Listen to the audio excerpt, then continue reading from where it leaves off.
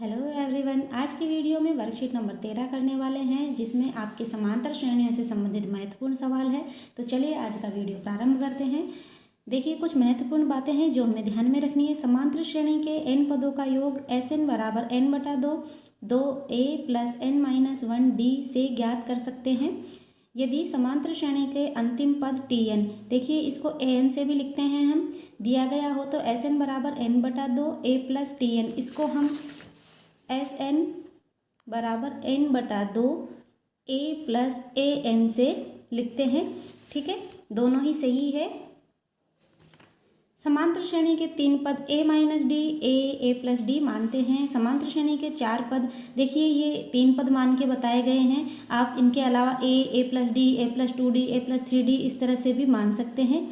ये 4 पद माने हैं, यहाँ पर 5 पद माने हैं। ठीक है, ये अपने इच्छानुसार मान सकते हैं। वैसे ये एक तरीका इसमें बताया गया है 3 पदों को मानने का, 4 पदों को मानने का, 5 पदों को मानने का। चलिए अब सवाल करते हैं। पहला सवाल है, जब समांतर श्रेणी के प्रथम पद 2 तथा सार्वंतर 3 हो तब समांतर श्रेणी के 3 पद होंगे। देखिए, प्रथम पद 2 दिया गया है, सार्वंतर 3 दिया गया है, तो इसका अगला पद, इसमें सार्वंतर जोड़ देंगे तो 3 2 में जोड़ेंगे तो 5 हो जाएगा। 5 में फिर 3 जोड़ देंगे तो हमारा अगला पद हो जाएगा 8। इस तरह से ये हमारी समांतर श्रेणी हमें मिल जाएगी। 2 5 8, देखिए ऑप्शन ब में आ रहा है, तो हमारा आंसर हो गया ब। क्वेश्चन नंबर 2 है, यदि समांतर श्रेणी का nवां पद 3n + 5 है तो इसका सार्वंतर होगा। देखिए nवां पद हमें दिया गया है an बराबर 3n + 5। देखिए n के स्थान पर 1 रख रहे हैं तो a1 बराबर 3n के स्थान पर 1 रखेंगे। 3 एकम 3 + 5, 5 और 3 को जोड़ा 8 आ गया। इसी तरह से a2 अर्थात n के स्थान पर 2 रख रहे हैं तो 3 n के स्थान पर 2, 3 दूनी 6 + 5 और ये हो गया 11। देखिए प्रथम पद 8 आया, दूसरा पद 11 आया। हमसे सार्वंतर पूछा गया है, जिसको हम d से लिखते हैं। आगे वाले पद में से पीछे वाला पद घटा देते हैं, तो 11 में से 8 को घटाएंगे 3 आया, तो ऑप्शन में हमारा आंसर हो जाएगा स 3। क्वेश्चन नंबर 3, यदि समांतर श्रेणी का प्रथम पद 2 और सार्वंतर 3 हो तो nवां पद कौन सा होगा।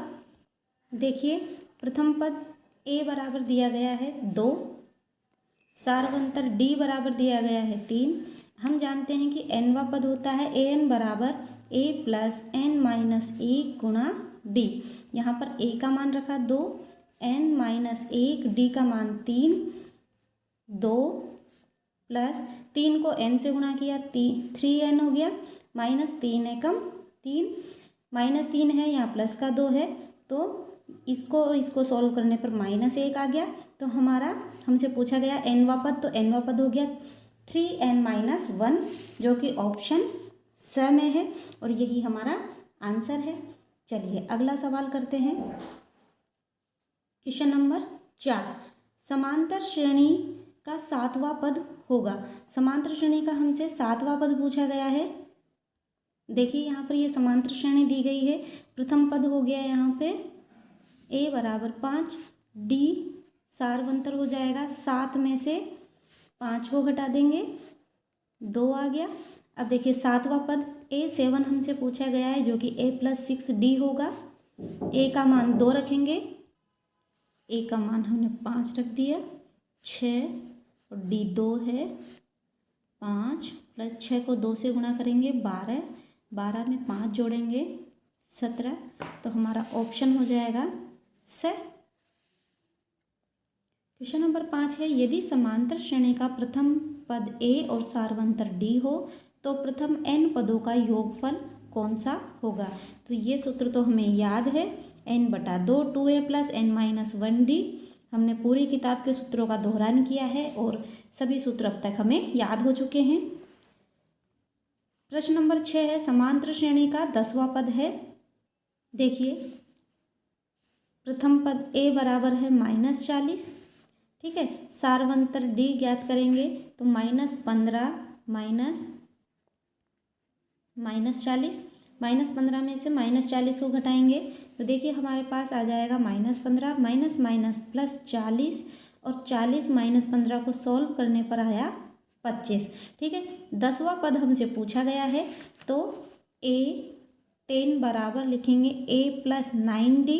nवां पद ज्ञात करने के सूत्र से हमने लिखा है A का मान -40 है प्लस 9, D का मान 25 है, -40 प्लस 9 को 25 से गुणा करेंगे 225 आ जाएगा और -40 प्लस 225 इसको सोल्व करेंगे तो देखिए प्लस की संख्या बड़ी है, -40 छोटा है। ठीक है, तो 185 आ जाएगा धनात्मक। तो A10 का मान आया 185 और यही हमारा आंसर है। अगला सवाल है समांतर श्रेणी 3 1 -1 -3 का प्रथम पद एवं सार्वंतर लिखिए। देखिए प्रथम पद तो ज्ञात करना बहुत आसान है, A बराबर 3 हो गया। सार्वंतर को D से लिखते हैं तो D बराबर अगले पद यानी 1 में से 3 को घटाएंगे तो हमारे पास आ जाएगा -2 और यही हमारा आंसर है। 8वां प्रश्न है समांतर श्रेणी में A बराबर 11 एवं D बराबर -3 तो प्रथम 4 पद लिखिए। देखिए बहुत आसानी से हम ये लिख सकते हैं। देखिए प्रथम पद A बराबर 11 दिया गया है, D दिया गया है -3। ठीक है, तो हमें प्रथम 4 पद लिखना है तो पहला पद A बराबर तो 11 है तो दूसरा पद ज्ञात करेंगे A2 बराबर A + D हो जाएगा। तो A का मान 11 प्लस D का मान -3, 11 प्लस -3 हो गया और इसको हल करेंगे तो 8 आ जाएगा। ठीक है, इसी तरह से A3 बराबर A + 2D लिखेंगे। A का मान 11 प्लस 2, D का मान -3 है। ठीक है, और यहाँ पर 11 प्लस माइनस 2 3 6, 11 में से 6 को घटाया 5 आ गया। इसी तरह से A4 बराबर A + 3D करेंगे। A का मान 11 है प्लस 3, D का मान -3, 11 प्लस -3 3 9, 11 -9 करेंगे तो हमारे पास 2 आ जाएगा और इस तरह से हमारे पास 4 पद आ गए 11 8 5 2। ठीक है, क्वेश्चन नंबर 9 है समांतर श्रेणी में पदों की संख्या ज्ञात कीजिए। देखिए प्रथम पद 3 दे रखा है। क्वेश्चन नंबर 9 A बराबर 3 है, D बराबर 6 - 3 किया 3 आ गया और अंतिम पद AN बराबर दे रखा है 39। AN nवां पद ज्ञात करने का सूत्र होता है A + n - 1 गुणा D बराबर लिखेंगे 39। A का मान 3 प्लस n - 1 D, तो यहाँ पर हमें पदों की संख्या पूछी गई है तो n ही ज्ञात करना है। D का मान हमारा 3 आया है बराबर 39। 3 + 3n - 3 बराबर 39। ये 3 प्लस का है, ये माइनस का है, 0 हो गया। 3n बराबर 39 और n बराबर 39/3। 3 का भाग 39 में देंगे तो 3 एकम 3, 3 तिया 9, 13 आया अर्थात n बराबर 13 पदों की संख्या पूछी गई थी तो आंसर आ गया n बराबर 13। पदों की संख्या कितनी है 13। ठीक है, 2 अंकों की कितनी संख्या 7 से विभाज्य है। देखिए 2 अंकों की संख्या कितनी है जो 7 से विभाज्य है हमसे पूछा गया है। तो देखिए 7 का पहाड़ा 2 बार बोलेंगे, 7 दूनी 14, तो ये 2 अंकों की है तो प्रथम संख्या तो 14 हो जाएगी। 7 दूनी 14, 7 तिया 21, 7 चौक 28। इस तरह से हम इसके 7 से विभाज्य पदों को लिख सकते हैं। हमें तो 2 अंकों की संख्या चाहिए और 2 अंकों की सबसे बड़ी 99 होती है तो 99 में 7 का भाग नहीं जाता तो इसको नहीं लेंगे। 98 में 7 का भाग पूरा चला जाता है तो हमारा अंतिम पद हो जाएगा 98। ठीक है, तो हमसे यहाँ पर कितनी संख्या है n पूछा गया है।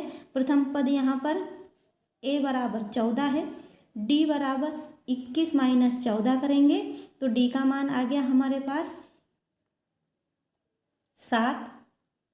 ठीक है, अब देखिए अंतिम पद हमारा है 98, तो ए एन बराबर 98। एनवा पद ज्ञात करने का सूत्र होता है ए प्लस एन माइनस 1 गुणा डी बराबर लिखेंगे 98।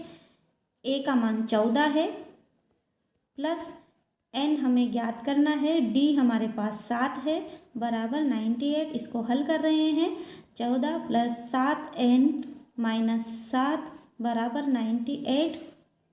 देखिए 14 है, यहाँ पर माइनस 7 है, तो यहाँ पर इनको हल करने पर 7 आया। 7 एन बराबर 98 और देखिए 7 एन को यहीं रहने देंगे, 98 माइनस 7 कर देंगे, पक्षांतरण करने पर चिन्ह परिवर्तित हो गया। तो 7 एन बराबर 98 में से 7 को घटाएंगे, हमारे पास आ जाएगा 91। एन बराबर 91 में 7 का भाग लगाएंगे, 7 एकम 7 बचे 2, 21 हो गए, 7 तिया 21, तो एन बराबर आया 13। तो हमसे यहाँ पर यही पूछा गया था 2 अंकों की कितनी संख्या 7 से विभाज्य है, तो हमारा आंसर होगा 13 संख्या विभाज्य है 7 से, जो कि 2 अंकों की होगी। अगला प्रश्न है समांतर श्रेणी 21, 18, 15 का कौन सा पद 81 है। देखिए ये एक समांतर श्रेणी दी गई है, कौन सा पद 81 है ये हमसे पूछा गया है। तो हम देखिए ये हमारी समांतर श्रेणी है, तो प्रथम पद हो गया 21 और डी बराबर हो जाएगा 18 में से 21 को घटा देंगे तो हमारे पास आया माइनस का 3। ठीक है, और ए एन बराबर हम मान लेते हैं कि ए ये जो पद है 81 ये अंतिम पद है, तो हमने ए एन बराबर 81 लिखा। एन व पद ज्ञात करने का सूत्र ए प्लस एन माइनस 1 गुणा डी बराबर 81। ए का मान 21 प्लस एन माइनस 1, एन हमें ज्ञात करना है, डी हमारे पास -3 है और बराबर 81। 21 plus -3 plus minus 3n, minus को माइनस से गुणा करेंगे प्लस हो जाएगा, प्लस को प्लस से गुणा किया प्लस 3 बराबर 81। 21 प्लस माइनस 3n प्लस 3 बराबर 81। अब देखिए 21 प्लस 3 कर देंगे तो हमारे पास 24 हो गया, -3n बराबर 81। 24 का पक्षांतरण करेंगे तो यहाँ पर -3n बचेगा, 81 में से 24 घटा देंगे तो -3n बराबर 81 में से -24 को घटाएंगे तो हमारे पास आया 57। n बराबर 57 बटा -3, 3 का भाग 57 में देंगे -19 आ जाएगा। ठीक है, तो यहाँ ऋणात्मक आ रहा है, n का मान ऋणात्मक पदों की संख्या नहीं होती है, अतः इस AP का यह पद जो an बराबर 81 है ये नहीं होगा। कौन सा पद 81 पूछा गया है, तो हम यहाँ लिख देंगे कि यह AP का पद नहीं है, 81 AP का पद नहीं है। अगला प्रश्न है क्वेश्चन नंबर 12, समांतर श्रेणी का कौन सा पद 210 है। देखिए क्वेश्चन नंबर 12 में an बराबर 210, a बराबर 21 और d बराबर 42 में से 21 को घटाएंगे तो हमारा सारवंतर आ जाएगा जो कि आया 21। ठीक है, अब देखिए an बराबर 210 है, n व पद ज्ञात करने का सूत्र a प्लस n माइनस 1 गुणा d बराबर लिखेंगे 210, ये होता है ये a का मान 21 है प्लस n माइनस 1, तो यहाँ पर देखिए कौन सा पद, तो n तो हमें ज्ञात करना है तो n हम ऐसे ही लिख देंगे, d का मान 21 है बराबर 210, हल कर लेंगे 21 प्लस 21 n माइनस 21 बराबर 210, माइनस का 21 प्लस 21 0 हो जाएगा, 21 n बराबर 210, n बराबर 210 में 21 का भाग लगा देंगे, 10 आया, तो कौन सा पद 210 है, 10वां पद 210 है, यही आंसर है। क्वेश्चन नंबर 13, समांतर श्रेणी के 20 पदों का योगफल ज्ञात कीजिए। 20 पदों का योगफल हमें ज्ञात करना है, यानी S 20 ज्ञात करना है। ठीक है, A बराबर 1, D बराबर 4 - 1 अर्थात 3 आ गया। ठीक है, N बराबर 20 है। अब हमें पदों का योगफल ज्ञात करना है, सूत्र लगा देंगे। SN बराबर N/2 2A प्लस N-1 गुणा D, ये योगफल का सूत्र है। तो यहाँ N के स्थान पर 20 लिखेंगे। 20/2, 2 गुणा 1 करेंगे 2 ही आएगा। N के स्थान पर 20 - 1 D है 3। S20 बराबर 2 का भाग 20 में 10 बार जाएगा। 2 + 20 में से 1 को घटाएंगे 19 हो जाएगा, और 19 को 3 से गुणा करने पर 57 आ जाएगा। S20 बराबर 10, 57 में 2 को जोड़ेंगे 59, और 10 को 59 से गुणा करेंगे 590 आ जाएगा। यही हमारा आंसर है। ठीक है, 20 पदों का योगफल आ गया 590। अगला प्रश्न है क्वेश्चन नंबर 14, योगफल ज्ञात कीजिए। देखिए इस सवाल में प्रथम पद दिया गया है 34। ठीक है, क्वेश्चन नंबर 14 में, और अंतिम पद को हम AN से या L से लिख सकते हैं, जो कि 10 है। ठीक है, हमसे इसका योगफल पूछा गया है, तो हम सूत्र लगाएंगे। SN बराबर N/2 A प्लस AN के स्थान पर L भी लिख सकते हैं।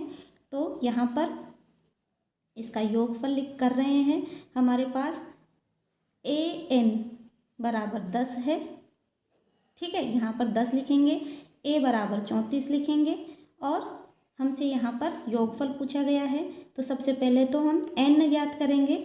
N ज्ञात हो जाएगा इस वाले AN बराबर 10 से N वा पद ज्ञात करने का सूत्र A प्लस N-1 गुणा D बराबर 10 हो गया।